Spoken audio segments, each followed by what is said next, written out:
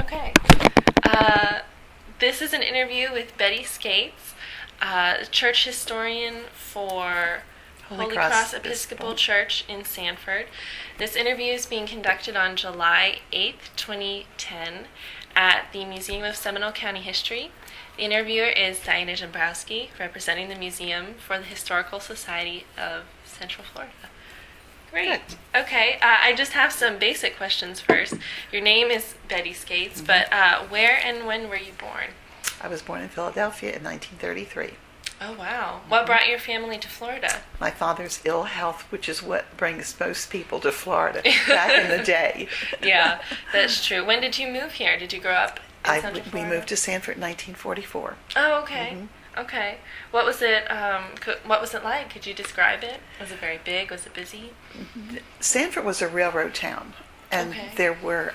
My father worked for the railroad. Is the reason. Oh. Besides the fact that his health was not good, and he needed to get out of the north, and he was a Georgia boy to begin with, so he wanted to come south, and so when he had this opportunity to work for the Atlantic Coastline Railroad at the freight station, he was, very eager to accept the job. We came in on a train that they called the, there's two of them. One was the Orange Blossom Special, and the other was the Champion.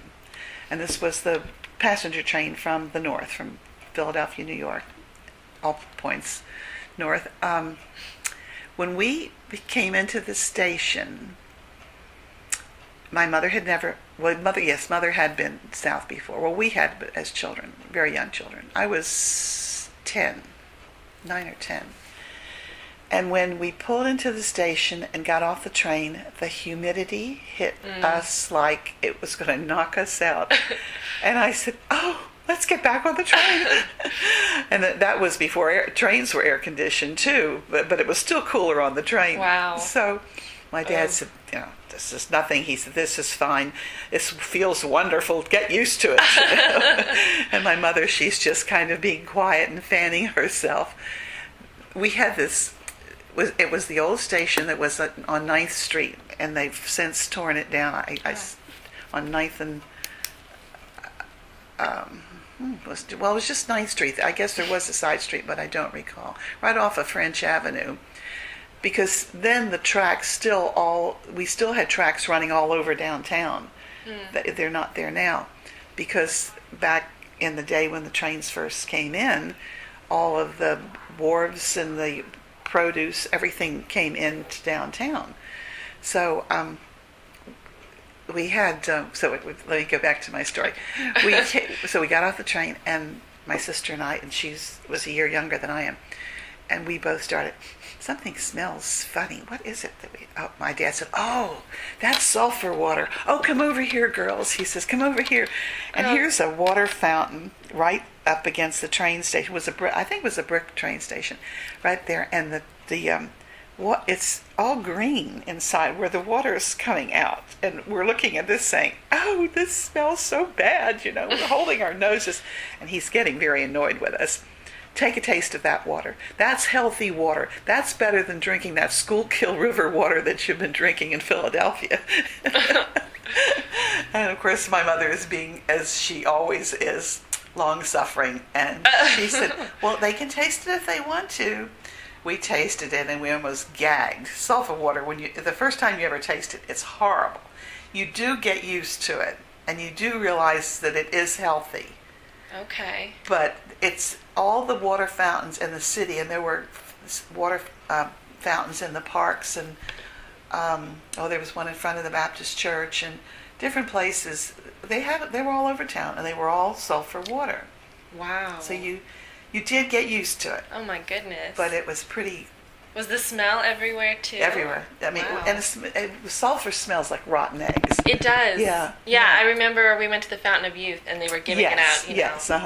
But it's supposed to be good for you. Mm-hmm. So we got off the train there, and we, I think we took a cab because we didn't have a car at that time, and we went to an apartment my father had rented. And I guess I need to say this too, because these are the things that people that haven't lived here don't understand or can't get used to. when we got to the apartment, we had an upstairs apartment in a lovely old two-story house in Sanford, just 2 blocks from where I live now, by the way. And the whole upstairs, this was during the war, and so every house in Sanford had been made into apartments and efficiencies and anything that, because of the Navy base was here, and housing was a premium. So we went to went up there. We started to go up the stairs, and on the porch there was a burlap sack that had something in it. My dad said to me, Betty, grab that bag and bring it upstairs, because we had our suitcases and everything. I went to pick up the bag, and roaches came out of the bag. They're flying roaches, and they're flying all over. I don't know how many. Might have been 2, but it seemed like 100. And of course I dropped it and screamed and had a hissy fit, and good Southern expression. And someone had left a bag of oranges there for us. And so the roaches, of course. Mm-hmm. So that was my introduction to Sanford. Ooh. The apartment was lovely, and it was cool. It was in oak trees. Of course, I found out oak trees breed roaches too, so we also had roaches flying in the windows and things like that. Yeah, like the water and the humidity, you try to get used to it. I don't think I ever got used to roaches. But that was my introduction to Sanford. How long did you live in the apartment? We lived there for 4 years, and then my mom bought a house, and my father was ill. He was very ill, and he knew he was dying. And my mother opened a beauty shop downtown just in 1956, so that because she knew she was going to have to support the family, and then he died in 56. So she had her beauty shop for 25, 30 years. Wow. Downtown Sanford. Mm-hmm. Yeah. That's really nice. And she's the one that could tell the stories. Okay. How has Sanford changed when you were growing up there? You know, it was the big railroad town, and your mother, it seemed, was there for a very long time. Yeah. Did you see it get busier or develop more? Yes, the development. The stores that I remember as growing up are, I was trying to think if there are any that are still downtown. But coming from a big city, it was very nice that we could walk everywhere. Mm-hmm. We ride bicycles. We went to school at the grammar school, and then at Seminole High School, which was just up, not too far from our house. So everything was convenient. It was very nice. It was a good, homey feeling, and everybody, was friendly, and it was a very nice place to grow up. I think, and the schools, my father did not think much of the schools, but then again, the South, the schools hadn't really caught up at that time. It took quite a few years for them to catch up to what we had been used to. But it was, it was a nice place to grow up.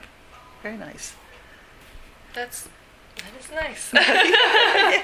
What was it like for your mother to set up the beauty shop? Was it very difficult? Or? It was very difficult. My grandparents, her mother and father, had lived in Philadelphia, and they sold their property up there and came down after my dad died to live with my mother. I know, to help her. We didn't realize it at the time, but and they helped her with the finances for the beauty shop. Okay. So it was very nice, and they lived with us actually until they both died. They lived with my mother. So that was the way she could do what she did. The beauty shop was what she would charge for the work she did. I wish I had a price list, but I remember one time she said something about $1.25 for a manicure, and we all said, "Is that all?" She said, "If I had charged $1.50, they wouldn't come back." Oh, so wow. Prices were really different. Yeah. Yeah. But it was her beauty shop was in the Montezuma Hotel, which that building has burned down since then. It was a big hotel that was built here in the 1880s. It was about 4 blocks from the river, and people would get off the steamships and walk up the little hill and to the hotel. It was called the Bilo Hotel at the time. I mean, at that time, it was later changed to the Montezuma. But it was, when Mother had the beauty shop there, it was a little spooky. It was really? Old, you know. And, yeah. And there's a lot of people that still live there. But it burned down a few years ago. Well, about 12 years ago, I guess. So that was a loss. But it's the first hotel in Sanford that had a swimming pool. Maybe the only. Oh, wow. It was in the basement of the hotel. And, that would be cool. Yeah. Yeah. So that was really neat. Later they put a furnace in the swimming pool and didn't use that anymore. And I never saw the swimming pool with water in it. I did see it with the furnace in it. Oh. But where did you go to school? Did you go to college? Yes, I did. Okay. I went to Stetson University. Oh. I started at Stetson in I was going to OJC, Orlando. It was Orlando Junior College. I went there for a while, and then I went to Stetson. It took me, I figured this out one time, but I don't remember. Let's see, 70. It took me about, I hate to say too much because it took me a long time to graduate. I got married when I was 18. Oh. I went to college, and I spent 3 months at Middle Georgia College up in Cochran, Georgia. My cousins, my dad's sister wanted their daughter to go, and she wouldn't go. She was homesick, and they said, well, if Betty would come and go with her, she would go. So I went there, and I spent 3 months, had a wonderful time, made the dean's list, was just doing fine, except I had a boyfriend, and I was in love. Oh. And the boy's mother kept saying, well, I was married when I was 18, so I decided that it was good enough for her, it was good enough for me, so I married him. So I went to college in between having my children. Oh. Every time I would I could find some money or get a loan, or they were student loans, they were Pell Grants we could get. Loans were much easier to get in those days. So I could get a student loan, so I would go to school for a while, and then I would get pregnant again. Then I'd go to school for a while, and then I'd get pregnant again. And this went on until I don't remember how many years. But I finally started teaching when it was 1965, I think. Oh, okay. So it took me a long time to get certified to teach, but I did. And then I taught for 30 years in Seminole County. Wow. Yeah, which has been exciting. How many children did you have? I have 4 children. Oh, wow. Yeah, so I was, kind of spacing this, and finally, I might want to censor this. Finally, about 1968, my husband got tired of it. Okay. Anybody, I guess, could understand that, and he said that that's not what he didn't sign on for that. So, so that was all right, but we managed very well, and thank goodness I had my education so I could support my family. Yeah. So it was good. So you taught in the school system for 30 years. Mm-hmm. What was it like in the 60s? What was integration like? And my first 10 years I taught out in Geneva. Oh, yeah. I like Geneva. Oh, I love Geneva. It's just I still hear from those kids. Oh. They're great. Of course, they're all kids are grown. It was wonderful. It was probably the best teaching assignment you could have for a beginning teacher, because by that time I was 35 when I started teaching, and I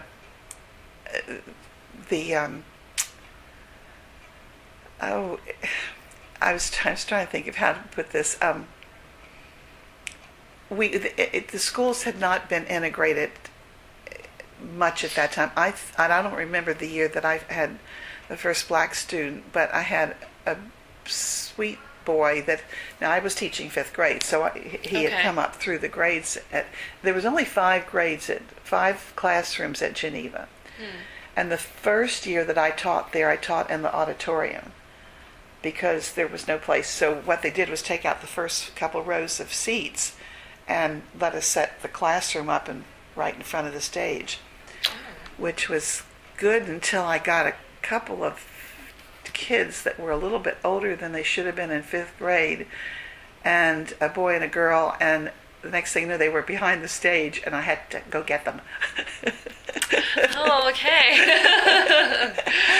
And they were good kids, and they really didn't do anything bad, I don't think. But it was, I would have been in big trouble. Oh yeah. If that, but anyway, the first black child I had, and I thought I was going to say I'd never forget his name, and I did.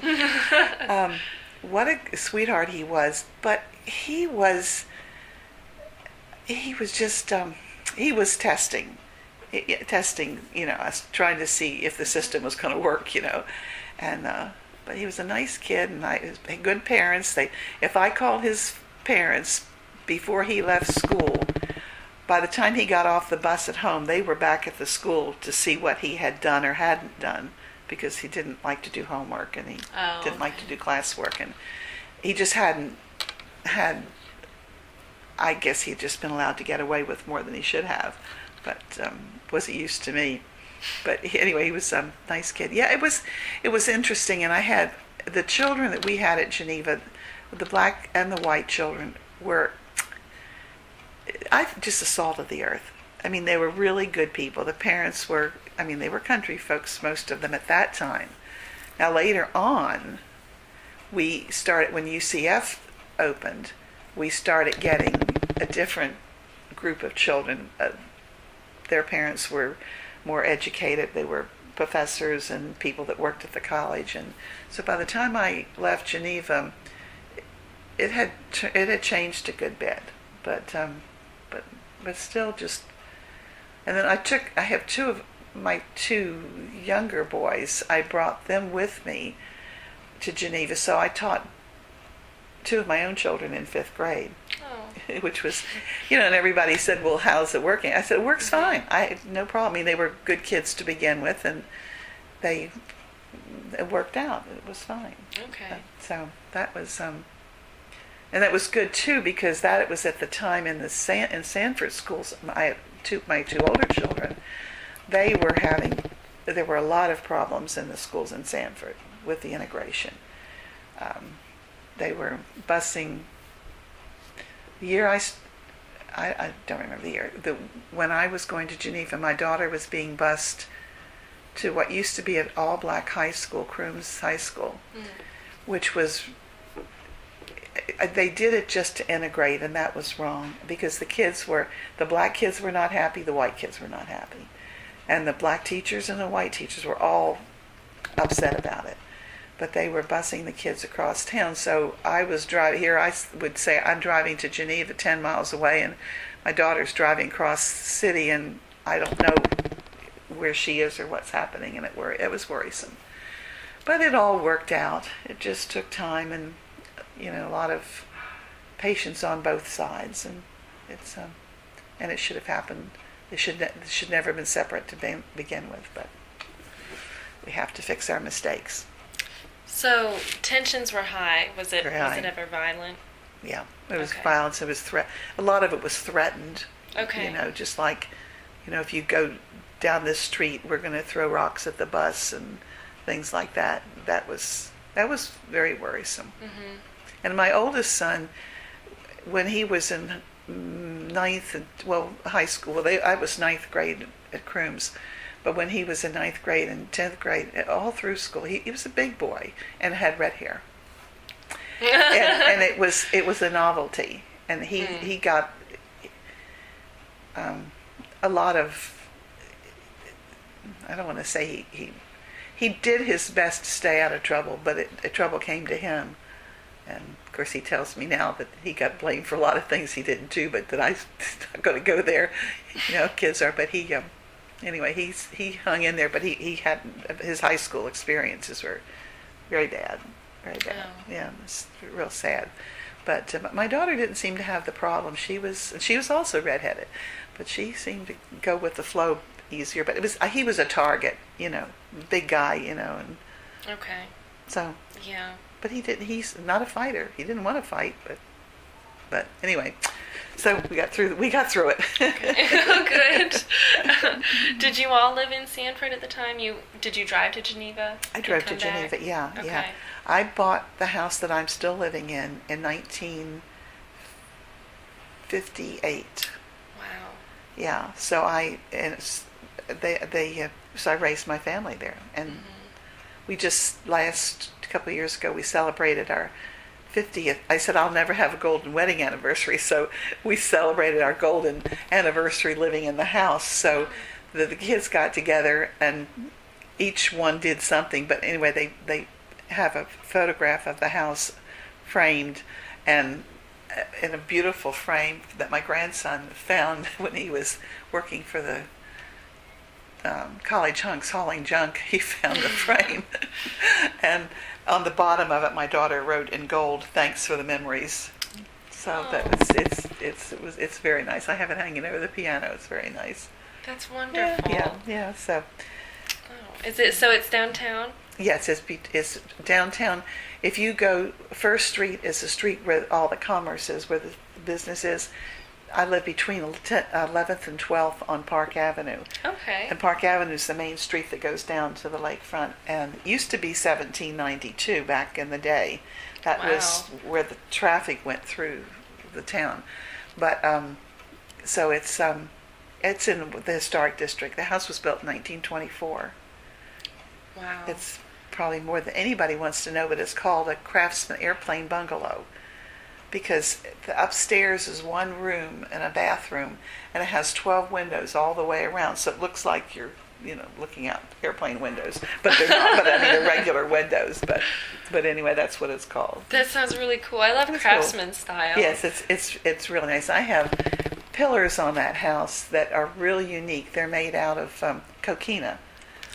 Wow. Yeah. My fireplace, the chimney is made out of coquina, and it's much higher than the first floor. It goes up past the second floor, because the second floor is sitting kind of in the middle of the house.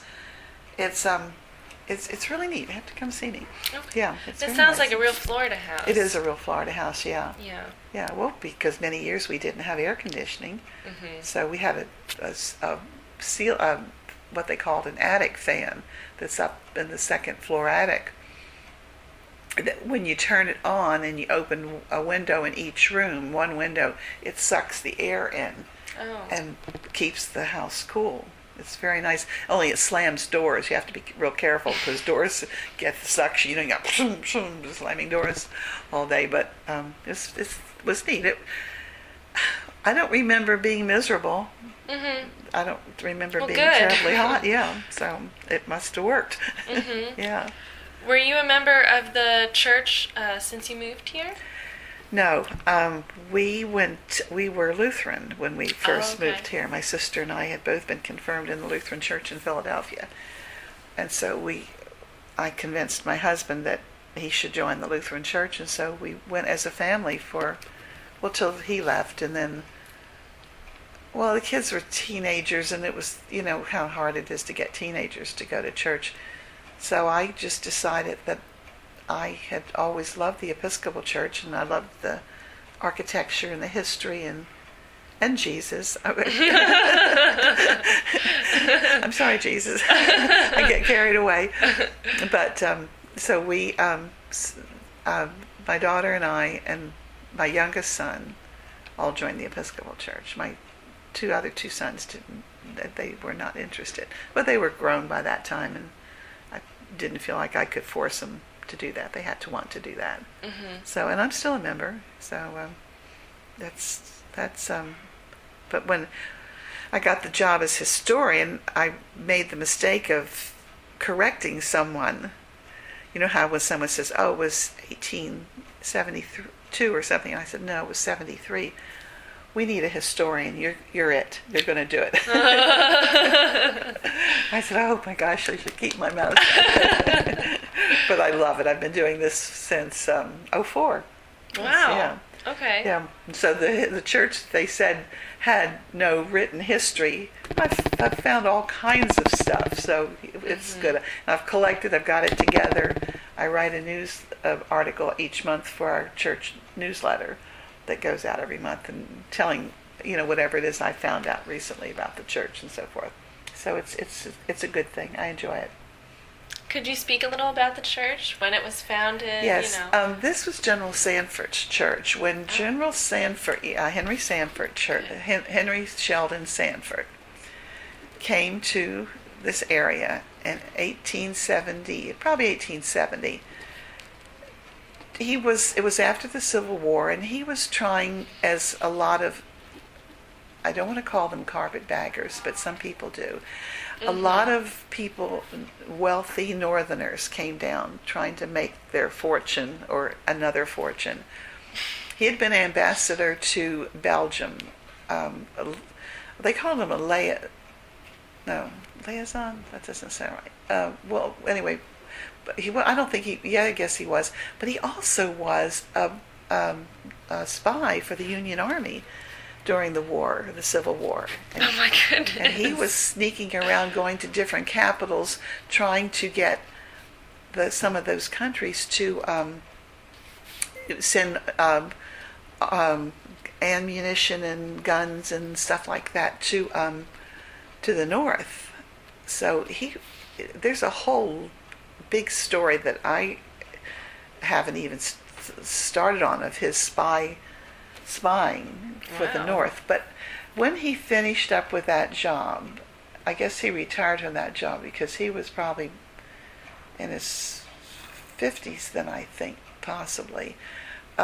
He married a beautiful lady from, she was living in Belgium, but she was from the United States. But they built it, and the Sanford Museum has a gorgeous, huge painting of the home they lived in Belgium. It looks like a small, like maybe the Queen might have had that little summer home or something. It was beautiful.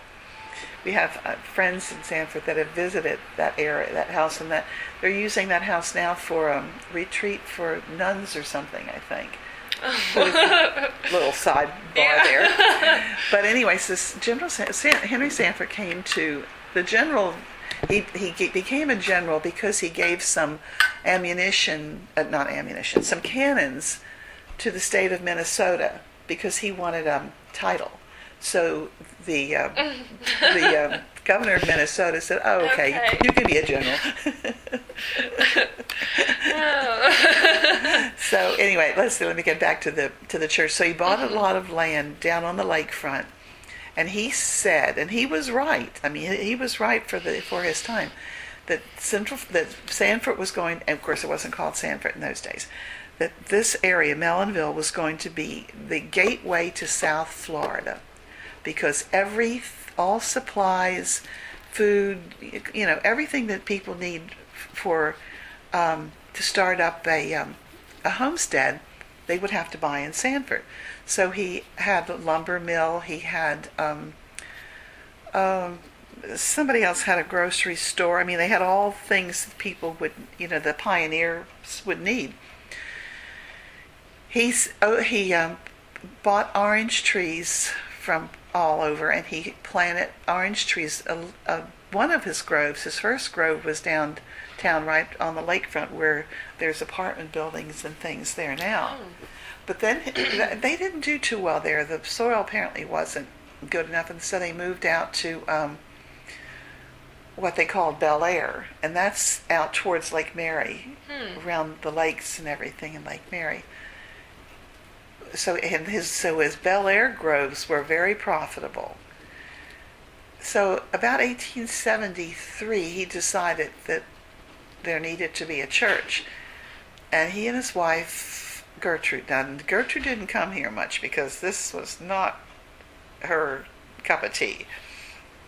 She was and when you see pictures of her as a young girl, she's absolutely beautiful clothes and very high class. And they had about 5 children, and they were all born in Europe. So She didn't come here often. We don't know how many times she came here, but it wasn't often. Mm-hmm. But so he planted Bel Air in orange and lemon trees, and he had a grove manager whose name was Reverend Lyman Phelps, and he was General Sanford. He was from Connecticut also. Oh, Sanford was from Connecticut, and he convinced this Episcopal priest to come down to start a church. Well, he did, but he also made Lyman Phelps his agent and his farm grove manager, because the man had a background in botany too. The man was he was very versatile. When General Sanford, I call him General Sanford, a lot of people say he doesn't deserve that title, but it just comes easy to me for some reason. It denotes a lot of the things that he did, other than just being Henry Sanford. So they started to build this church, and Mrs. Sanford wrote to all of her wealthy friends, and in her letter she said, please help us build our dear little church, and that was her the way she called it, their dear little church in the city. Someone finally along the line, a friend of his daughter, said, well, we should call this city Sanford after you, Mr. Sanford. And Mr. Sanford said, oh, what a good idea. And I don't remember the year that was started. But so anyway, by 1873, they had completed the church. Lyman Phelps and Reverend Holman, Holeman, were priests there, and they had services that these priests, when I read in the diocesan records, they had to keep records of what trips they went on and where they went. They rode horses, walked horse and buggy through Florida's sand, which anybody that walks through it knows. I mean, there were no highways. The only way you got were animal, roads where the animals, or maybe the Indians, had made them. So they went, but they went all over Central Florida. They went to Eustis, to Longwood, to Orlando. They started the St. Luke's Church in Orlando, which is now the cathedral. They went all over Central Florida, especially Lyman Phelps. But they were, it just amazes me when I read their exploits, and the alligators and the mosquitoes and, oh my soul. But anyway, so that's how the Episcopal Church got its start. That church, that was built in 1873. 1880, along comes, and they call it a tornado, and I haven't been able to say that it wasn't, but I think it was more like a hurricane, and maybe a tornado was spawned out, blew down Mrs. Sanford's dear little church. And we have pictures of it. And the steeple is laying on the ground, and the church is still standing, but it's damaged. So they got busy. Mrs. Sanford raised some more money, and by 1880, they had built another. Well, yeah, let's see, it was 1873. 1880, the church blew down. By 1881, they had a new church built. That church survived until 1923, and it burned down. Oh. So 1924 and 25, they rebuilt it. So the church standing on that property is still on the same property that Sanford gave us. That church now was built in 1924. It was completed.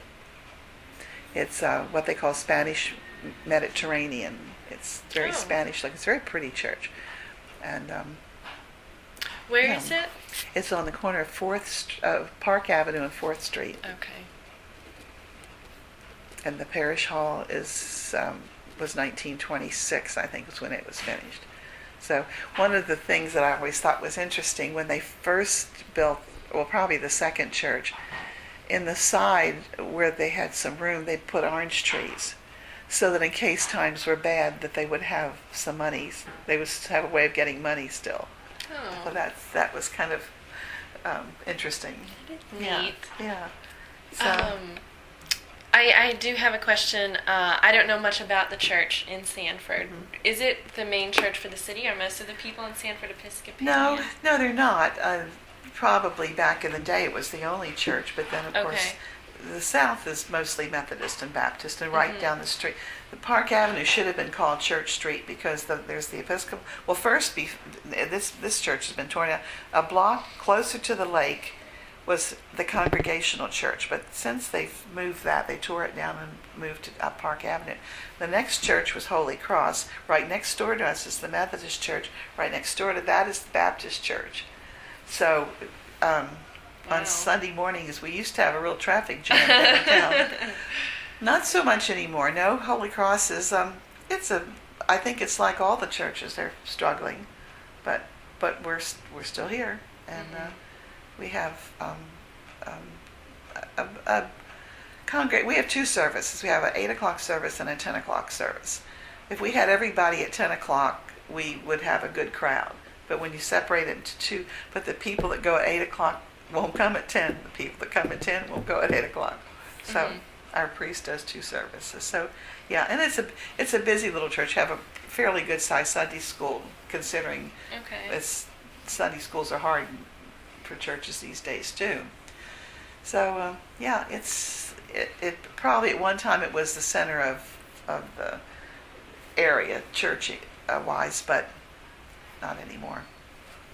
In your time as a historian there, have you, reading through the documents and that sort of thing, have you noticed any trends in how many members they had? Like when UCF came, did more people come to the church? Was the largest crowds that we have ever had was through the war years when the Navy, we had a Navy base in Sanford.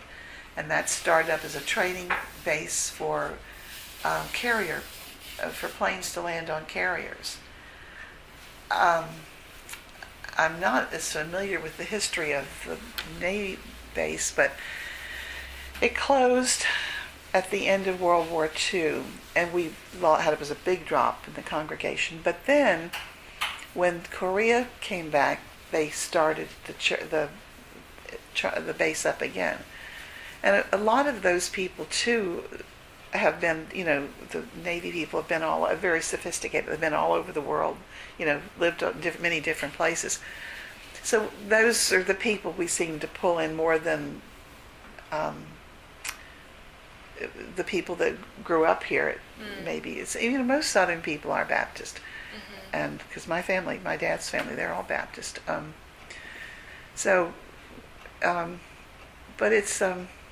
it's different. Churches suit different people. Yeah. Whatever it is that makes you feel the presence, or that you feel that you need, that's where you should be. So I'm very ecumenical. You can belong to any church you want to, but Holy Cross is lovely, and the services are beautiful. How involved has the church been in the community? Have they held a lot of events? Sanford, Holy Cross was the guiding light for the Grace and Grits, which is to feed the homeless. It's a feeding program that we had at Holy Cross, and I can't remember these years. It's been going on for a long time, and we had it at Holy Cross. Every Wednesday night, Holy Cross would feed 100 people. It would depend on the season and what, but homeless people from all over, and not just men, but families. The people would come to eat. A few years ago, we wanted to remodel the parish hall, which is where the kitchen is, and we opt to find another place to hold the Wednesday night dinners, I should say. And that was that was hard, because the people at the church, we have some people that are so dedicated to this. They finally found that the city would let them use the Civic Center. It costs, I think, $200 a month or something like that.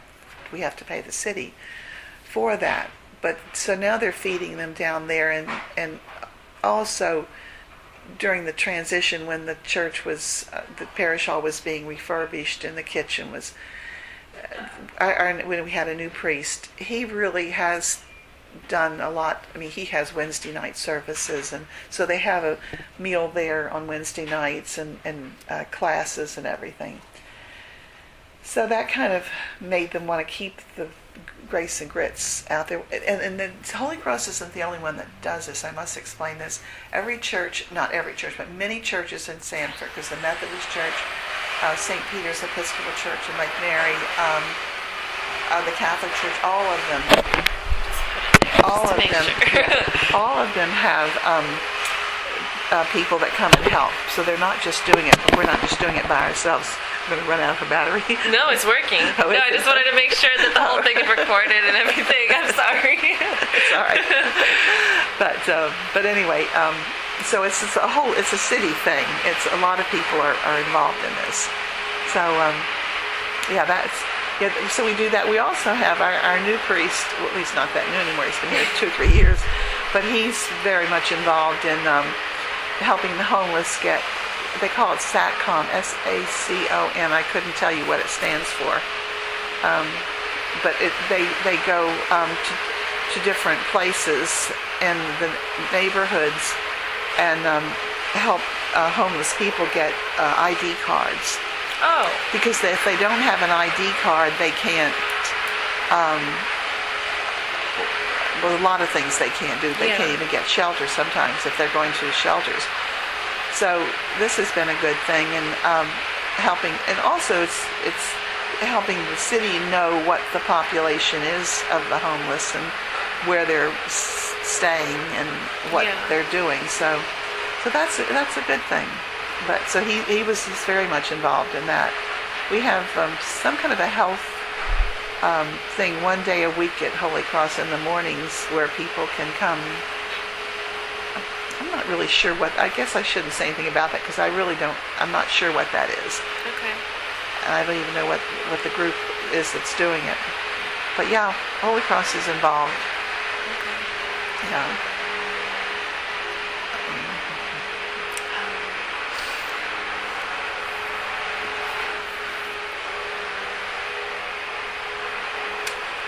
Is there anything about the church that you'd like to discuss that we haven't covered? We have a lot of memorials in Holy Cross that I've been trying to. This is a hard job. We actually have 2 memorial books that, from the beginning, people have the gifts of love that they've given in memory of someone that they lost. But when I go to the memorial books, there are items in there that we no longer have. We've had a couple of break-ins over the years, so they've lost some things. And then there's items that we have that aren't listed. So we've endeavored to work on this. I was trying to take pictures, and it's just one other job that I haven't finished. It's very. It takes a lot of time to do that, and I can get help. I have a lot of people, old timers there, because I'm not an old timer there. A lot of the old timers, they'll say, "Oh no, I remember that was given in memory of so and so," So okay. So we right now I'm working on when the church was rebuilt in 1923 and 24, the altar and the pulpit and everything in the front was very plain. It wasn't. I can only tell from pictures, but it was very unattractive. And in the 40s, sometime, a member of the choir, and I'm still working on this. This is not one of those strings, you have to keep following and trying to see if you can come to the end. Was killed in an automobile accident, and he is He is. They have said that he had given money to buy a new altar, and reredos, which are the things that are behind the altar. and an altar and chairs, and we have a lot of furniture on because it's a very formal church. I don't think you call it high Episcopal. I think some people might, but I think we have a lot of candelabra and the communion ware, and there's a lot of stuff. And anyway, this man, apparently there was a big brouhaha in the church that the vestry wanted to put a new roof on the church, which is a tile roof, which always needs work, or to buy the altar furniture. And just recently I talked to a lady who's in a heritage nursing home out here who was telling me about this. I didn't know this story.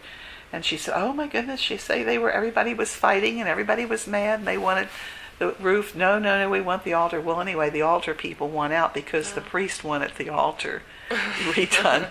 So I'm still working on that. And as oral tradition says, that money was used for the new altar and furniture, I should say, by this man who gave it, but in honor of our members who fought in World War II. Okay. So I asked one of our older members if he remembers that. He said, oh yeah, there's a plaque up there in the front of the church someplace that tells all the members that died, and I'm sure it says something about in memory of that. Well, the plaque wasn't there, so several ladies started on a search of rooms, and they found the plaque. Only it wasn't a plaque; it's a big framed picture with 70 names, beautifully written by someone on there, with little gold stars next to 5 men who were killed during the war. But I still don't know if it's a memorial to them for the furniture.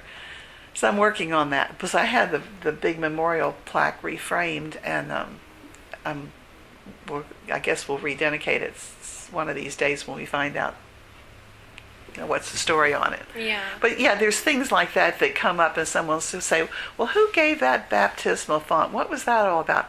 Or we have 2 things in the church. This is interesting. We have 2 things in the church that we know for certain were there in the first church. That General Sanford gave a crucifixion picture that he had bought in Belgium and gave it to the church. That picture, and we were trying to get an idea of the value of it, and the man that we had restore it said, it's not worth a thing. He said, all it's worth is what it's worth to the congregation. But as far as famous artists know, it's the crucifixion, even after it was restored, it still doesn't look very good. I mean, a lot of it went through the hurricane the first time, through the fire the second time. Someone rescued it, so it probably has water, or he said it had water damage. The restorer. So, but that was something that we know that General Sanford physically probably touched, and that it was there. The other thing is a small lectern where they put the Bibles on, or the prayer book, and that's in the chapel that was given by Reverend Lyman Phelps. Okay. We think he built it. He made it in memory of his wife. Oh. So that's pretty interesting to have 2 things back 100 and how many it was, 138 years or whatever it is. Yeah. So yeah. That's very special. Yeah, it is special. So it's the history. I could go to any church. I just love churches, but I love the history of this church. It's and I'm sure that if I were in Philadelphia, I'd go to Christ Church, or I went to Williamsburg. My mother and I, we went to the what was the name of that Episcopal church there? Oh, it's so beautiful in Williamsburg, where Patrick Henry gave his speech. In Virginia. In Virginia. Mm-hmm. That was so. It's just it's the ambiance. It's what you feel. Yeah. Yeah. It's very interesting. Okay. And I do get excited about it. I'm just going to check the battery one more time. Oh, it looks fine. Well, I didn't notice the bars that they change as I talk and get closer, but the battery's fine. Okay, great. All right. So, you're a historian there. It sounds like you do a bunch of different things. I'm kind of a detective. Okay. And if there is not a day yeah, there are probably. There's not a week that goes by that someone says, Betty, somebody asked me just the other day, we have a huge bell on the bell tower. Isn't that bell called Raphael? And I said, no, I don't think, that's not the name of the bell. And he said, oh, I'm pretty sure it is. Well, now I have to figure it out. Is it or isn't it, Or people will say, well, where did the bell come from? Oh, and then we have this magnificent organ of Ferrante Brothers organ from, where is it from? I can't remember where it is. I want to say Canada, but I may be wrong. It was installed in 1947, and this is just a magnificent piece of furniture. Ferrante Brothers. It seems like maybe there's another name that goes with that. I guess I can't remember. But anyway, it was, it doesn't matter. This is not a test. That was put in 1947, and we have, I've forgotten how many pipes there are for it, but there's, more than 100 pipes. There's pipes and pipes. Pipes that you can see over the choir loft, but there's also a whole closet full of pipes. And the organ, wow. Our organist, she knows how to play it. It's just beautiful. So that was, I don't know where the money from. Now, as far as that being a memorial or something, I don't know. I don't think so.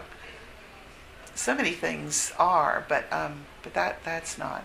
But then someone will say, well, what year was the organ installed, or where did it come from? So I do. I have to have a little notebook in my pocketbook, and I keep writing it down, and then I have to go back and research it. And I have a lot of friends, too, that have been long time members there.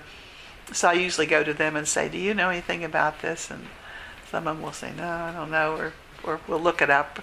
But we have, and I'm trying to get all the histories together and put them in one place so that they, so it's pretty organized. It's fairly organized, but not as much as I would like to have it done, yeah. But I've saved all the newsletters, columns that I've written over the years, and I have them each in a different notebook with acid-free paper. So when after I type them, I print them off and put them in the folders, and so I've got all that. So that's a pretty good history right there. So it's good. Yeah, did I answer the question? Yeah. Oh, yeah. Yeah. And then some. I'm sorry. No, I don't mind at all. I know we've been talking for a long time now. Yeah. But if you wouldn't mind, I'd like to find out some more about what your time as an educator was like in Seminole County. Oh, I think I had the best 30 years that you could have had, really, because it was. Right now, I have friends. I have my neighbors. I have a lot of friends that are still teaching, and it's very different now. Okay. We had the wonderful thing that we had the teachers today don't have, and that's freedom. You can't say, if Johnny brings in a whole bag of shells that he and his mother just collected at the beach, we can't dump those shells out and sit down and go through them and maybe catalog them or talk about them, or what can we do with there's no way of being spontaneous, because teachers today, if that child brought that in, I would have to say, I'm sorry, you're going to have to put that away. We don't have time to look at that.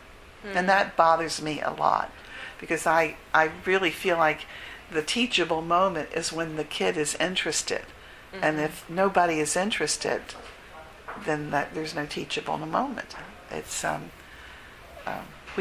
I was teaching at Ottawa one year, the kids found a dead rabbit on the playground. I have a friend who had just moved here from Chicago, and she was working with me at the time. She was getting ready to take over half of my class, because I had 45 kids in my class. and they had hired her to take part of my kids. But she tells me about this every time she thinks about it. She said, so the kids wanted to know what to do with the rabbit, and I said, well, we're going to have to bury it. Let's bury it. So we got a shovel from the janitor, and the boys dug a hole right outside the classroom door and buried the rabbit. Well, they got to talking about what was going to happen to the rabbit in the ground. Well, of course, a lot of the kids, and these were 4th and 5th graders, they would say, well, the bugs, the worms are going to eat them and so forth. So just before school was out, the boy that dug the hole said, Miss Skates, could we dig that rabbit up and see what's left, see if we can find his bones? And I said, well, that's a good idea. Let's do it. So we did. We couldn't find him. This kid dug up a whole area as big as this table. Couldn't find a thing left of the rabbit. Oh my goodness.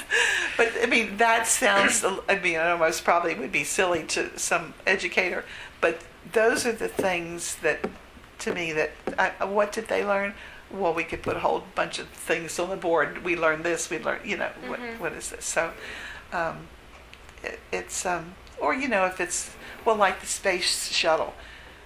We had classes when the space shuttle blew up. We all went outside in the playground to watch the space shuttle go up. And this was, 89? What year was the space shuttle? I don't remember. I have it here. Well, anyway, so we were all out on the playground watching, and we saw it went up, and then we saw all these stars and everything, and the kids are all saying, well, look at they're putting out stars, all kinds of things that kids would think of.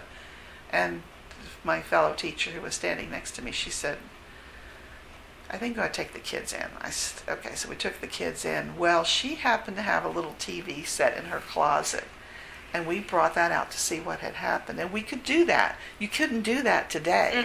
That's true. Yeah. So she brought it out, and we set that up in between our two classrooms, and we watched it all day long. And the kids, it was very sad, but we all were grieving. So we grieved together. It was like, well, how did this happen, and what is this? And all we could do was speculate. We didn't know. But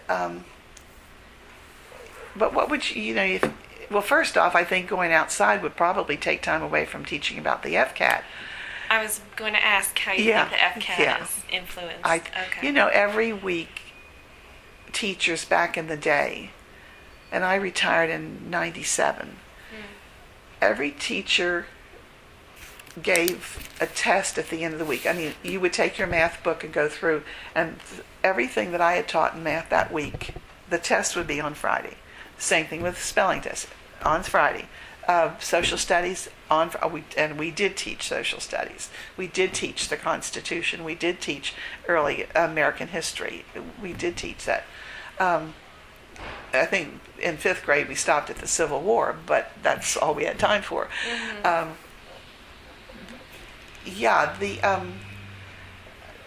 So you gave the test, so at the end of the week you knew what the child had done. By the time you correct those papers, you knew that you can see that Johnny and Mary and Susie are having trouble with multiplication. So next week let's zero in on those three and their multiplication tables. How hard is that? Why do we have to do what they're doing now? I don't understand. No. So I don't want to interject my opinion too much, but my mother teaches middle school. And does she? Yeah. I've heard a lot about FCAT and a great deal about they're having how it's changed. She used to teach in New York, and it's very different. Oh, yes. Even I think now this friend of mine that came down, she wasn't a friend at the time, but now she's my best friend, is Chicago. She would say, oh my gosh, these schools, they're so far behind. And in Chicago, in 5th grade, we were doing this, and, it's, it takes a long time to get, the Depression hit the South harder. The agricultural society, it makes a difference. Those kids are not, they're maybe working in the field some, not in so much in my time, but But it was just different, and it takes a long, I think about this about even the ship of state. It takes a long time to turn a ship around, and it takes a long time to turn the educational system around. It's like it's the biggest boat you ever saw, and you're just trying to turn it around and to make things better. And I think we've come a long way, but but I think there probably still is a way to go. But now it's so muddled with this FCAT and this pushing these kids. My grandson goes to a parochial school, goes to St. Luke's Lutheran Church School in Oviedo.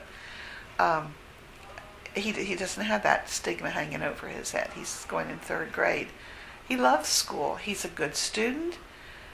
And he struggled to begin with. He had beginning problems with his reading. But if he were in the public school, he would really be in trouble. First off, he'd be going into 3rd grade. They take the FCAT, and if you don't pass that, he'd have to repeat 3rd grade.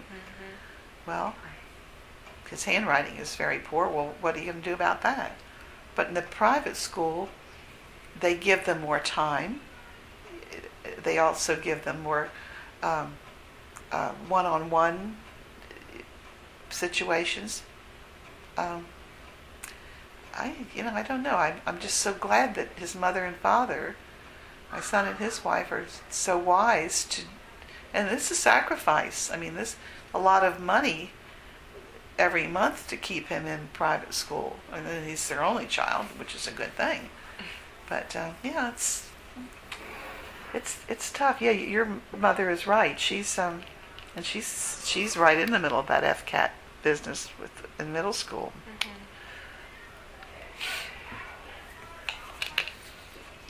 You mentioned the Challenger accident. Yeah. Are there any other events that stick out in your mind as, that you remember teaching or going through with your students? Let's see, what did we have? Kennedy's assassination didn't affect me, but it did my children. They were in elementary school when Kennedy was assassinated. My 2 older ones. They were talking about this not long ago, about the atomic bomb, the scare with the Cuban Missile Crisis. And they were talking about the duck and cover. I mean, atomic bomb is blowing up over your state, and what did you tell the kids to do? You tell them to get under their desks and cover their head. That involved them. I wasn't teaching in 63. Let's see, what else could there be? I think about Kennedy, and I can't think of anything else. Okay. Did UCF opening or Cape Canaveral opening change? It did. Yeah, okay. I think it changed with the Cape, with Geneva School, when we started getting the influx of the people moving to that area. The fathers were engineers, and the moms worked, most of them, over there too. Those were great kids. I don't know, maybe because the parents were involved in scientific, things like that, engineering and everything. Every couple of years, it seems like they come up with something new. Your mother can relate to this too. We had to teach. They taught us what they call the new math. And I've only been teaching a couple of years, and we had this great, and I still have the book, a great big blue book about new math. Well, first off, we were supposed to be teaching the metric system, and that was because of the engineering, thing, I think. But they had, I remember one of the fathers, he was an engineer, and he came to school, and I was struggling as much as the kids were, but they gave us the course in the summer, and we were supposed to start teaching it in the fall. So, I really nobody had a chance. And this father came, he said, "Do you have any idea what you're doing?" Now, how do you talk to an engineer, and I said, and I was honest with him. I said, "Well, yes, I do." I said, I had 6 weeks, I think we had a course on it. And I said, "Not as much as I'll know after this year." And he said, "Well, my son doesn't know what the hell hell's going on? And I said, well, I am really sorry, but he was very nice about it, but he really kind of put me on my toes, which was a good thing because, it was a good thing. I'm glad he did, but by the end of the year, I even knew what prime numbers were. But in fifth grade, you teach addition, subtraction, multiplication, and division. And I figured the fact that I could multiply and divide fractions, I was pretty smart. Don't go beyond that. Oh dear. I have a couple just specific questions left. If you wouldn't mind, just because it's a personal history about you, what were the names of your children? Are the names of your children? Philip. Okay. Pamela. Well, he's Jimmy, and the youngest is Bill. They all have their given names, but that's what we call them. Okay. So that was, they were, Philip was born in 50, so I was married in 52, he was born in 54. I have a nice little rubric here. And Pam was born in 56. Jimmy was born in 58. And Bill was born in 63. I think I was busy going to school there or something. Which schools did you teach at? You taught Geneva? I taught at Geneva. That was my first assignment. Well, I went at Southside, which is a school in Sanford right near my home, was where I did my internship, and that's where my kids went to school. And that's an old... That was when I bought my house. That was the best school in Sanford, and that's the reason I bought that house. It's now been turned into what do they call it? It's a nursing home, Golden Years or something like that, nursing home. But it's a lovely school. It's built in a square, and in the center is an atrium, and all the classrooms are built around the atrium. And then down in the basement is the lunchroom, and then up a little flight of stairs is the auditorium. It's a very nice plan for a school, but it's a nice plan for a nursing home, I guess. But they closed the school because they built new schools and whatever. But my kids got to go through there, which I was real glad for that. At least the two oldest ones did. And then the other two came with me to Geneva. What was the question? Which schools have you taught at? Then I was at Goldsboro. This was a good thing. When I left Geneva, and I had gotten my master's in exceptional education. Okay. And I wanted to teach learning disabled children. And the principal at Geneva, for his own reasons, said he wasn't going to have a special ed class. Well, it wasn't true, but that's what he told me. So I had this, I don't know if it was the Pell Grant or what it was, that I had used to get my master's, that if I taught at a Title I school, which would, I don't know if you know what that means or not, but it was a school that was on had more free lunches than any other school or something like that.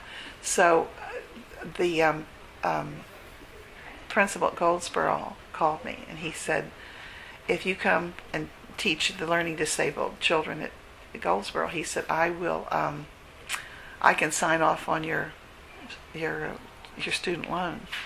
So I spent 2 years there and signed off all that my master's cost me. Wow. Yeah. I mean, I had not paid for it. It was just he would sign off the loans. The superintendent would sign it off. So they would pay for it. So they paid for it. Okay. Yeah. So that was very good. I don't know if that's what you call a Pell Grant. I've forgotten.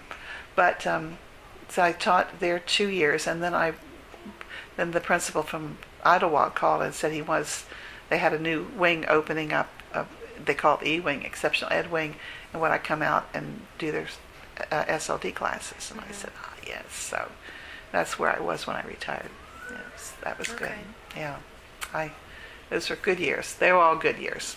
Oh, good. Yeah. Okay. Those are all the questions and topics that I have. Is there anything else you'd like to speak to that we haven't? I don't know. I think I probably worn your thing out. Well, no, this is a good time. Okay. Is it? Okay. Yeah. Now what? Now this is going to. How are they going to work this? Are they going to have like a library? Yeah, I think I'll just